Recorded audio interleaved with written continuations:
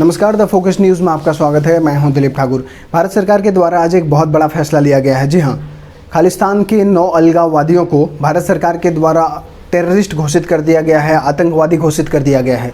ये सभी लोग विदेशों में रहते हैं और इन लोगों के द्वारा लगातार खालिस्तान की जो मांग है, एक नए स्टेट, एक नए देश बनाने की जो मांग है खालिस्तान, उसे बाहर से बल दिया जाता था। जो स्पेशली पंजाब के यूथ हैं उन्हें तैयार किया जाता था ताकि वो एक नए स्टेट खालिस्तान की मांग कर सके। और उसकी जो एक मुहिम है जो लगातार 70 के दशक से चलती आ रही है, उसे और तेज़ी दिया जा सके। तो इन्हीं सब बातों को ध्यान में रखते हुए सरकार के द्वारा इन सभी 9 लोगों को आतंकवादी घोषित कर दिया गया है। आपको पता होगा, पिछले साल ही भारत सरकार के द्वारा unlawful activity prevention act, UAPA act 1967 का जो एक्ट था, उसमें अमेंडमेंट किए गए थे। और उस अमेंडमेंट के तहत ये प्रोविज़न किया गया था कि जो भी इंडिविजुअल व्यक्ति होगा, उसे अगर सरकार चाहे तो टेररिस्ट घोषित कर सकती है। पहले कोई संस्था यानी ऑर्गेनाइजेशन को टेररिस्ट ऑर्गेनाइजेशन घोषित किया जा सकता था, लेकिन 2019 का जो संशोधन हुआ उसके बाद अनलॉफुल एक्टिविटी प्रिवेंशन एक्ट के तहत किसी भी इंडिविजुअल व्यक्ति को, जैसे कि मौलाना मसूद अजहर जैसे मोहम्मद का जो चीफ है, उसे सबसे पहले UAPA के तहत भारत ने टेररिस्ट घोषित किया। दाऊद इब्राहिम को टेररिस्ट घोषित किया गया था पिछले साल ही।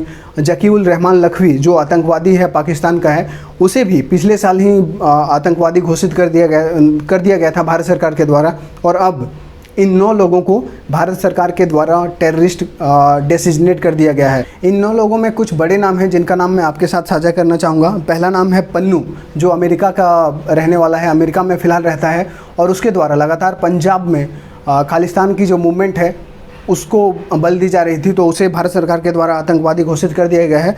दूसरा नाम है परमजीत सिंह, जो बाबर खालसा इंटरनेशनल एक बड़ी ऑर्गेनाइजेशन है जो लगातार खालिस्तान की मांग करती आई है, उसको आतंकवादी घोषित कर दिया गया है। तीसरा नाम है हरदीप सिंह, और चौथे नाम की ओर बढ़े तो गुरमीत सिंह है। इन सारे लोगों को भारत सरकार के द्वारा आतंकवादी घोषित कर दी गई है। टेररिस्ट घोषित किए जाने के बाद सबसे बड़ा फ़ायदा ये होगा कि अब इन लोगों को भारत आने की वीज़ा नहीं मिलेगी। पहले ये लोग भारत आते थे और यहाँ गुपचुप तरीके से जो तमाम प्रकार की जो अलगाववादी गतिविधियाँ हैं उसे हवा देते थे, तो अब इन लोगों को वीज़ा नहीं दिया जाएगा। साथ ही अगर भारत में इनकी कोई प्रॉपर्टी है तो उसे भारत सरकार के द्वारा सील कर लिया जाएगा। और एक प्रोविज़न और UAPA के तहत रखा गया है कि कोई भी व्यक्ति या फिर कोई भी संस्था अगर इन लोगों की मदद करता है तो उन लोगों के खिलाफ़ कार्रवाई होगी। उन्हें भी क्रिमिनल एक्ट के अंदर रखा गया है। तो फिलहाल इस वीडियो में इतना ही। अगर आपको ये वीडियो पसंद आता है तो कृपया लाइक करें, और ऐसे ही कुछ इंपॉर्टेंट अपडेट के लिए आप इस चैनल पर नए हैं तो ज़रूर इस चैनल को सब्सक्राइब कर लीजिएगा। Thank you very much.